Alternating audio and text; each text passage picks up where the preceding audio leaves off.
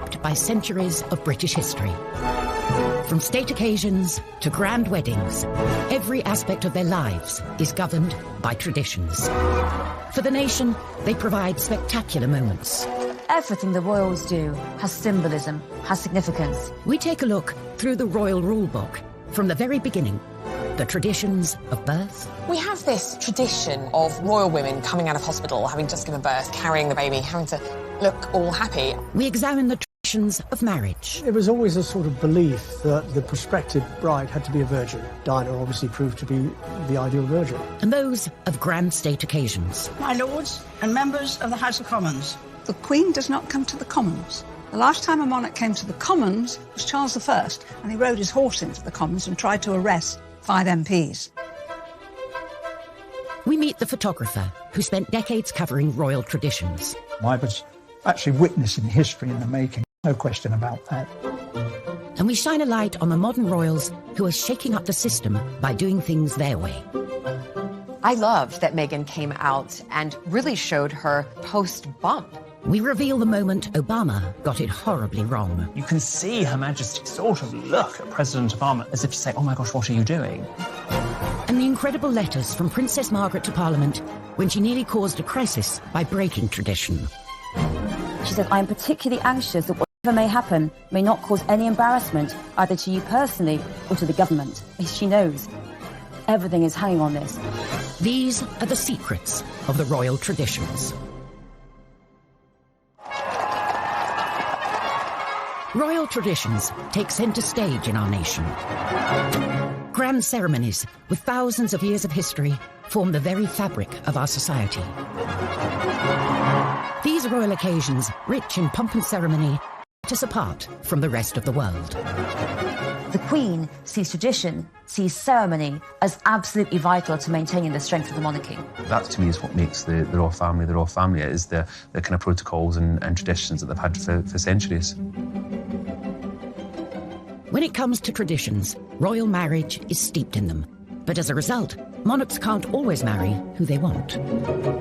Prince Charles met Camilla when he was young and single. He was introduced to her through her flatmate.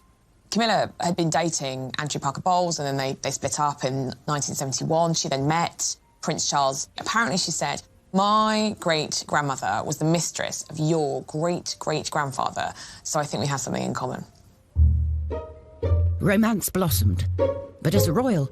That whomever he married, who would be the next Queen of England, had to be a member of the nobility and had to be whiter than white. There was a sort of general belief that the heir to the throne should marry a virgin. The pressure for Prince Charles, and really everybody else before him, was huge. You know, there are all these, ticking of the boxes. Charles's cousin and godmother, Patricia Mountbatten, said Charles never actually asked the Queen for formal permission to marry Camilla, but if he had, I don't think it would have been allowed. Charles, no longer the young bachelor, under growing pressure to find the perfect bride. Enter the blue-blooded teenager, Lady Diana Spencer. She was young, she was from a good background, and it was insinuated that she hadn't had a lot of relationships before. There was pressure on him to get engaged and to get married, because at 33, he really had to produce an heir.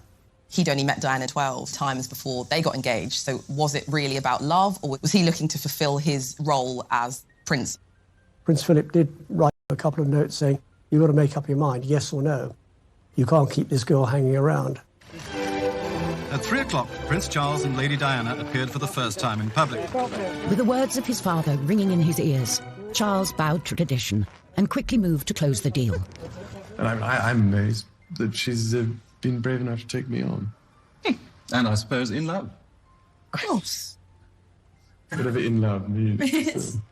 Particularly now, through the eyes of the 21st century, we watch that interview and just cringe, because he either didn't love her or he didn't know how to tell her he loved her. In July 1981, the traditional fairy tale wedding played out in front of a global television audience of 750 million. But both, in fact, had reservations. A couple of days previously, Diana had had supper with her sisters, And she said, I don't think I can do it. I don't think I can go through with it. And one of them said, bad luck, Dutch. The nickname for Diana, bad luck, Dutch. Your face is on the tea towel now. You've got to do it. And she already at that point thought that Charles had a mistress in Camilla Parker Bowles, and of course, she was right. Tradition, which brought the two of them together, was not enough to save the marriage, which ended in separation in 1992 and finally came to a close in 1996 with divorce. The traditional way of doing things just didn't work. If Charles had been allowed to sort of pursue who he wanted and marry who he wanted, it would have saved Diana a lot of heartbreak, and it would have saved the whole family a lot of heartbreak. Coming up, the very special christening gown, passed down through every royal generation for over a century. The Honiton lace christening gown is... For the Queen, they're an important reminder of the link between God and the monarchy. The Queen is head of the Church of England. She's Supreme Governor of the Church of England. She believes in her role, and believes in her role as being one for life. And for any royal, these traditions start from the minute you're born. The proud and now rested father was the first to arrive this morning. One wing of a hospital in West London has become synonymous with royal traditions when it comes to births. Prince George was born at the Lindo Wing, where his father was born and his uncle was born, and so many other royal babies have been born. Kent Gavin covered every Lindo Wing photo call for over 35 years, starting with Prince William. Well, we went down there, anything up to, I think it was about 2 weeks prior, because we weren't exactly sure of the date. Police had to put barriers up, and the roads were sealed off, and we used to chain our step ladders so that they could not be moved, and you wrote your name bit on felt, Kent Gavin, Daily Mirror, or whatever it was. Less than 2 days after arriving here, Prince, Princess and baby Prince emerged to the cheers of the crowd. It was over in minutes, you know, everybody shouting and screaming, but of course it was front page pictures. Kate and William carried on the tradition of the photo call on the steps of the Lindo Wing, whilst paying tribute to the past. We saw some lovely symbols that harked back to Charles and Diana. When Prince Louis was born, she wore that red dress, and quite similar to what Diana chose, coming out with Prince Harry. So there are nods to what has gone before, tradition-wise. The Duchess looked somewhat tired, but very happy in a beautiful red dress and high heels. I mean, we have this tradition now of women, royal women, coming out of hospital, having just given birth, carrying the baby, having to look all happy. Because, of course, previous to this, women had home births. The Queen had all of her 4 children at home, so you wouldn't actually have seen a royal woman, a royal mother, for some time in public. Newcomer to the family, Meghan, decided this was a custom she would sidestep. Meghan didn't want it at all. I mean, she's changed the rule book totally. I don't know whether she went and did it because just changing tradition. She didn't want to have that frenzy. Like Meghan, Julie Montagu married into the British aristocracy, and she doesn't see the appeal either. Listen, I've had 4 children. I can't imagine having to give birth and then have hair and makeup done, put on a dress and a paternity. The Sussexes chose a much calmer photo call, with just one photographer in the comfort of Windsor Castle, with a more natural feel. I loved that Meghan came out and really showed her, you know, her post-bump. Your stomach does not go right back in 2 days later. It takes a lot of time. So I think for women all around, it was a breath of fresh air to see her come out and look like that. Perhaps this modern tradition of showing the baby within days of being born can be traced back to a curious incident in the 17th century, during the warming pan scandal. In 1688, there were wild rumours that James II and his wife, Mary of Modena, had not actually had a child. James II was hated because most of the country was Protestant and he was Catholic. His second wife, Mary of Modena, fell pregnant. After not being able to have a child for a long time, suspicion soared. They basically said that Mary of Modena had a fake bump, and she gave birth, apparently, to a son.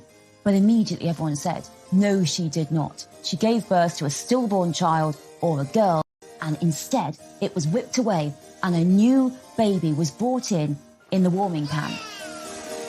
And this was a huge scandal. No one believed that the baby was real, and as a consequence, James was pushed off his throne And in came the tradition that every royal birth after that had to be witnessed by a senior member of the government to assent that the baby was truly royal. Thankfully, no such scandal with the more recent royal births. And when it comes to traditions, first on the royal baby to-do list is the christening, where everything down to the gown has a story. So the Honiton lace christening gown is the most wonderful symbol of royal tradition when it comes to royal babies. It was the christening gown that Queen Victoria and Prince Albert had made for their first child, Princess Victoria, for her baptism in 1841. Made of fine lace from Honiton in Devon, it was used as the christening gown for every king, queen and minor royal for 163 years, including our current queen, for her christening in 1926, and Prince Charles in 1948. Here is the first picture of His Royal Highness Prince Charles of Edinburgh, second in the line of succession, just 4 weeks old. Over 30 years later, he carried on the tradition with his own son. Granny was christened in this. Great Granny. And I was. Look, I was christened in this. Looks remarkably well displayed. The Victorian gown. Prince Edward and Sophie Countess Wessex's firstborn, Lady Louise, was wearing it. The Queen noticed that it was looking quite fragile, and she commissioned her dresser, Angela Kelly, to make an exact replica of it to be worn by future babies. And since 2004, the gown has been worn by every royal baby, right up till Archie. As well as the gown, a big part of the christening experience is the all-important pictures with the family. Kent Gavin was handpicked by the palace as the only photographer for Prince William's big day in 1982.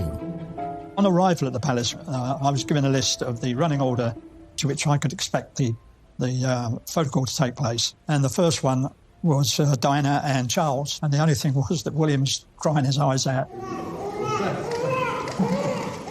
But Diana had the solution to that on and off during the photo call, and that was to put her little finger in his mouth. About 3 minutes had taken place before that picture was taken because of William hollering and hooting. But then, as it was like military clockwork, the Queen came out, Phillips, Queen Mother, just sat down perfectly posed. It had all been organised and rehearsed for us. But it was William who was stealing the show, obviously, because of his crying. And normally, we would have been present for those sort of pictures. This particular picture was the one that most of us ran on the front page. Many years later, William requested a copy of that picture, to which I sent him, and he sent me a very nice letter in reply.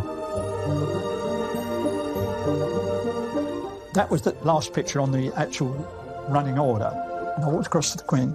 I said, "Excuse me, ma'am, but there is one very important picture missing, and that is the Queen Mother, the oldest and the youngest." And she went, goodness me, how we missed that, And she called out, "Mother, Mother," and she sat down there. Diana handed William over, and that magic, yes, wonderful picture. And of course the Queen was very grateful as well. She has a whole set of all of these pictures. Royal babies aren't just born into the Windsor family, but into an institution with hundreds of years of strict traditions.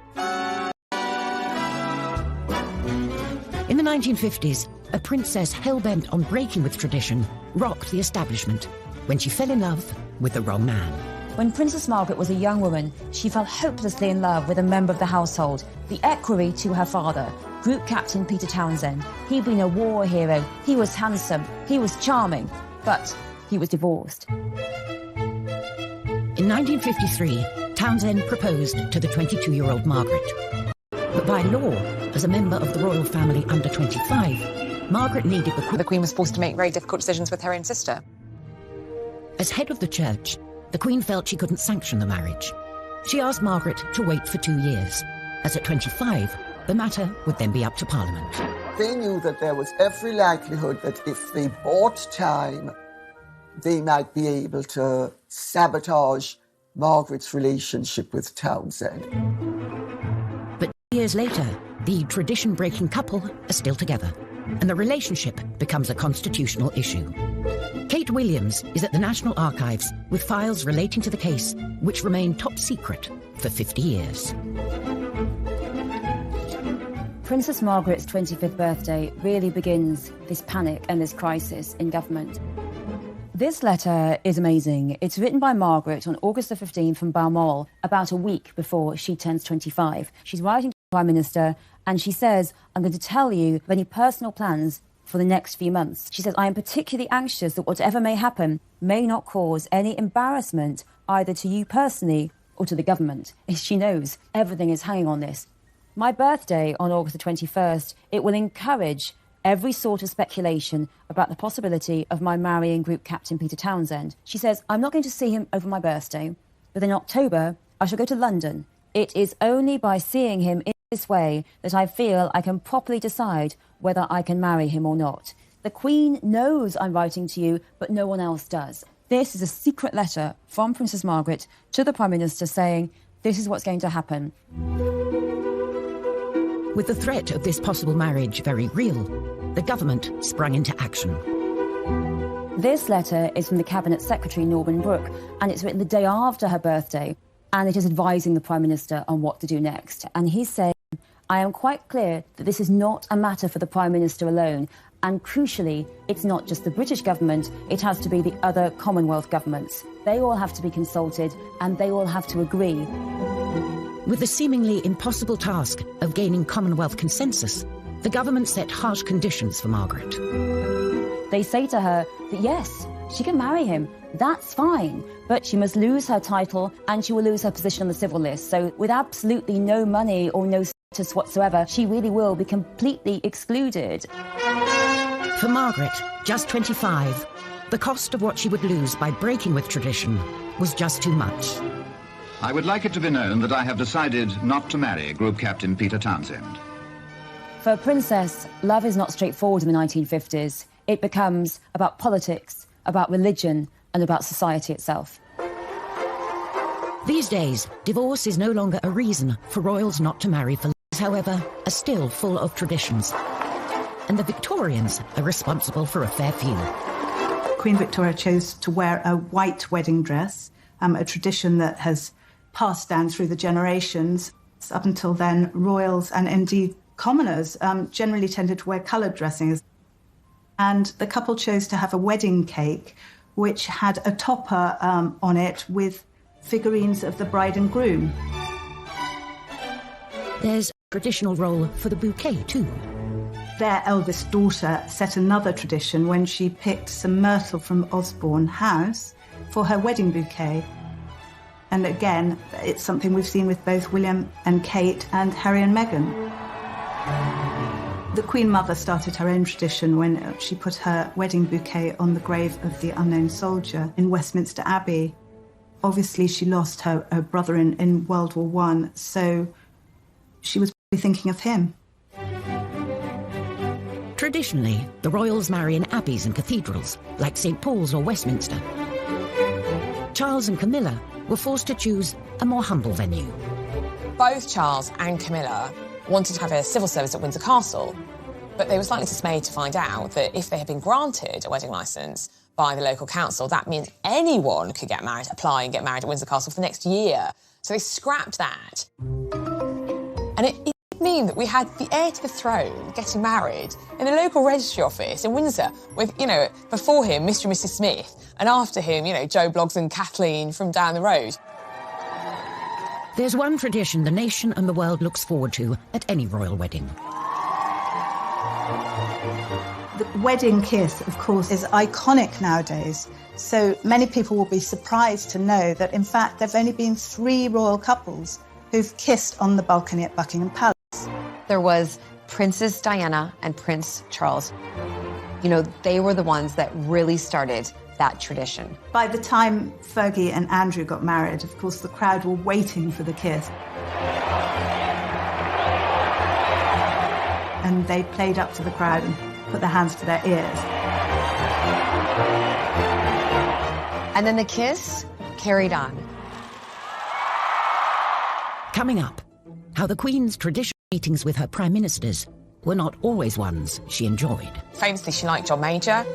She didn't care for Margaret Thatcher. How the traditional method of royal execution went horribly wrong. So her head falls out of his grasp, drops onto the floor, rolls along. I mean, it's just horrific.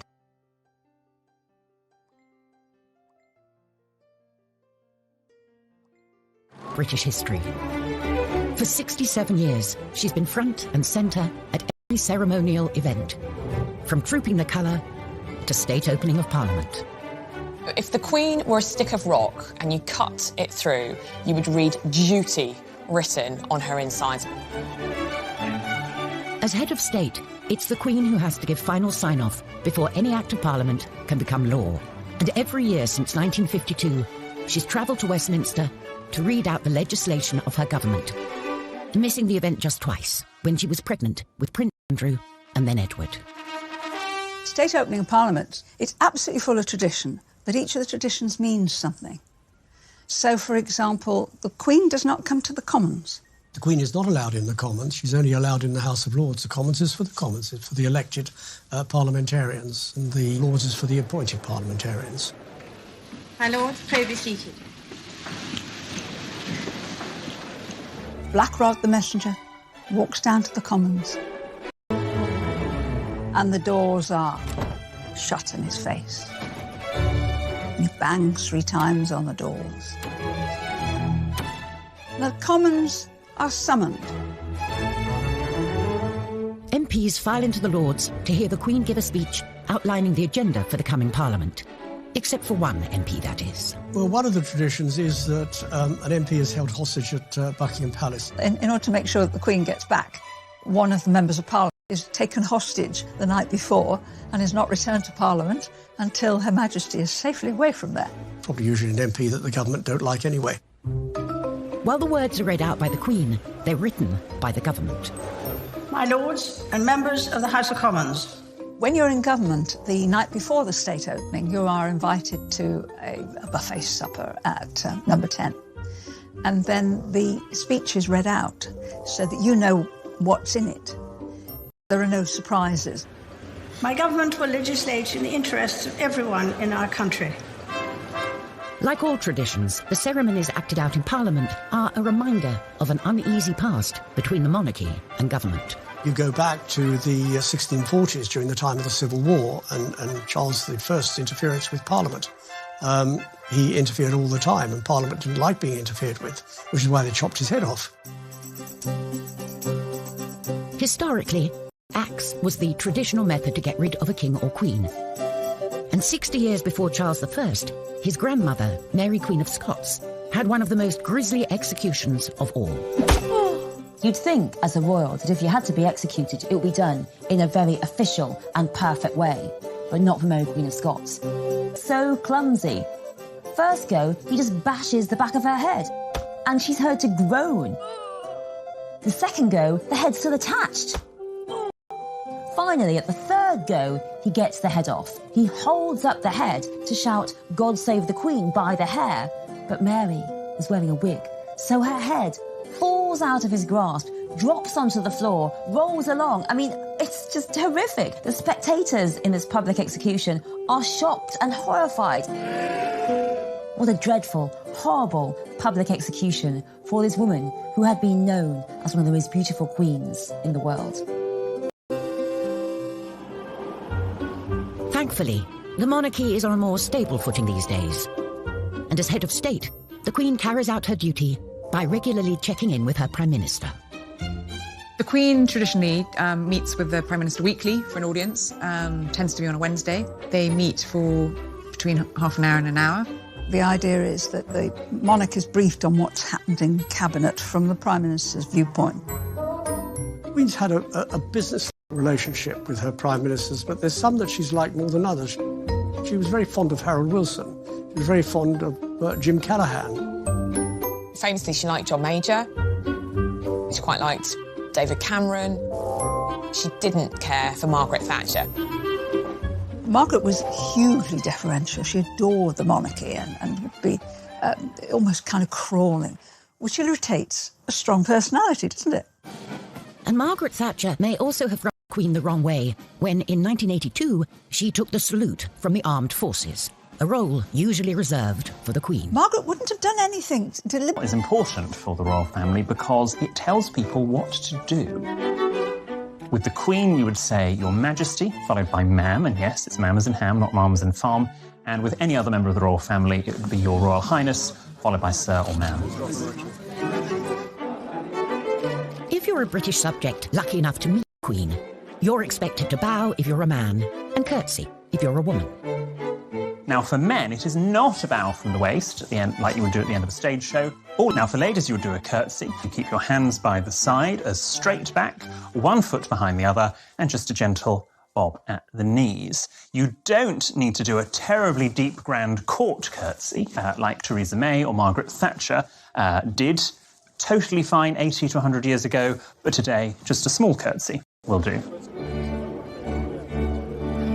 We need to show the monarchy some respect. So when Her Majesty has finished interacting with us, if we are the ones leaving the conversation, we don't show our back. We don't just go, yeah, bye, and walk off like so. Instead, you take a few steps backwards before turning and walking away, trying not to show your back. Sometimes, even world leaders get protocol wrong, as President Obama demonstrated when he spoke over the national anthem during an embarrassing moment in 2011. Your Majesty, the Queen.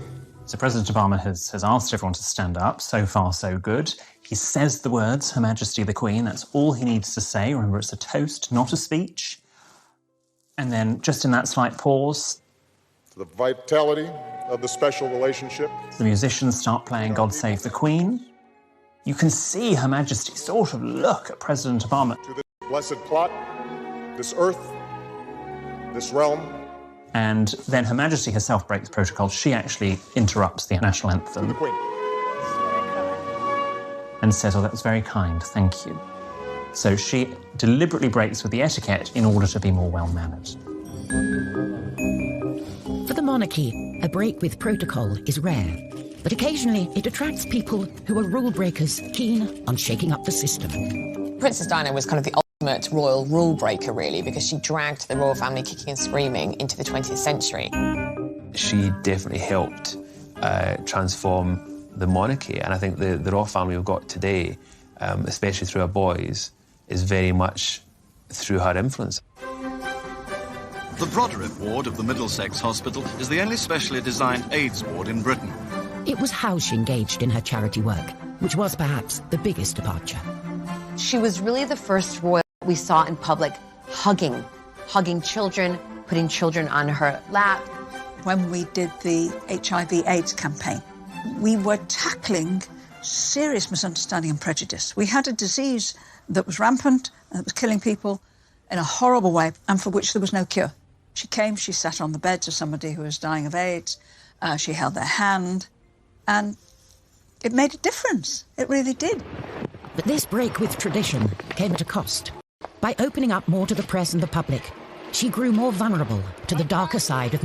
A couple of weeks ago, and I got into a taxi, and two paparazzi pulled up at the lights. One got off the back of the bike, undid the cab door, and she fell into the well of the cab. And he said, this person, raise your head, I've got a mortgage to pay. She was in tears when she related that story to me. I just felt for her. Behind the scenes, the monarchy wasn't happy with the change Diana was bringing. She was viewed by many within the institution as someone who was shaking things up too much. We wanted something a bit more safe, a bit more homespun. And she said, no, these are the things that need attention. These are the things that need to be talked about. It wasn't just how the royal family operated that Diana changed.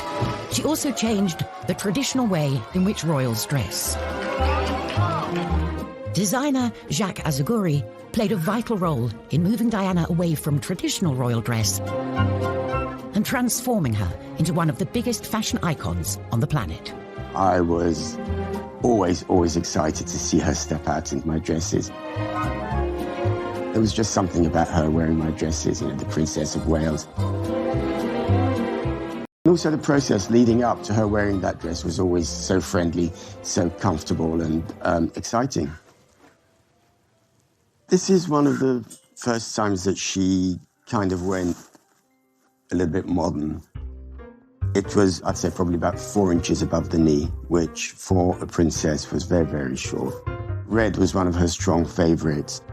As you notice, it had a little opening down the front. She wanted to actually wear it to there, showing a little bit of midriff. Of course, we didn't allow her to. Another famous dress Diana wore during an important night in 1995, where she smashed a vengeful fist through every conceivable royal protocol. It was the night of the bombshell Panorama interview, in which she made a series of startling claims, including, "There were 3 of us in this marriage." She called me actually 2-3 nights before the interview was going to go live, and she says, I need a dress. I've done an interview. I haven't said anything wrong, and I'd like to wear something really stunning and sexy." And I took 3 black dresses from the shop, because, you know, the royals are not usually able to wear black unless it's for mourning. But of course now she could wear any colour she wanted. We unzipped them out of the bag, and straight away she said, "That one." And she wore this attending, and again, the décolleté on here was very low for the time. Her birthday was coming up in July, and that's where we come to the birthday dress here. She was meant to be wearing another dress for the Tate centenary, but I think as a thank you to me, she actually wore this dress. This was Diana on her 36th birthday. It was really a time of her breaking away from her past, really, the traditions, the royal protocol, and moving on with life as she really wanted to live it. And sadly, that was the last time she was seen in public with, you know, a full evening gown. Dear Jacques, I was quite overcome on opening the parcel. I'm absolutely thrilled to have been given such a beautiful dress for my birthday. Thank you more than I can possibly say for making this day particularly special. Lots of love, Diana. Coming up. Having to move over to this country, marry into the royal family, there's a lot of rules and really regulations that she has to follow. It must be a real shock for Meghan, because she was this independent Hollywood actress doing what she wanted, essentially. And now something as innocuous as her closing a car door, headlines around the world. She's closed her own door. Oh, my God. Meghan was criticized for one of the most minor things I've ever heard about, like having a messy bun. I mean, honestly, please find something else, because I actually thought that messy bun was really cool. Meghan shouldn't have worn black nail varnish. I mean, honestly, there is no protocol on what colour nail varnish. If anyone's criticising Meghan for not wearing tights, let me tell you something. Sarah Ferguson, Duchess of York, didn't wear tights. I was at an event as minister where she came to do an opening, and she turned up actually looking scruffy, which is a no-no, because the people who are there, they come to see the magic and the style and the grace of royalty. Kate, who stuck to the traditions rulebook, received the opposite criticism from Meghan when she was labelled robotic. I get to see them privately, the royals, and drinks receptions, and she's actually got a wicked sense of humour. But I don't think Kate feels that she can ever kind of let that show publicly, because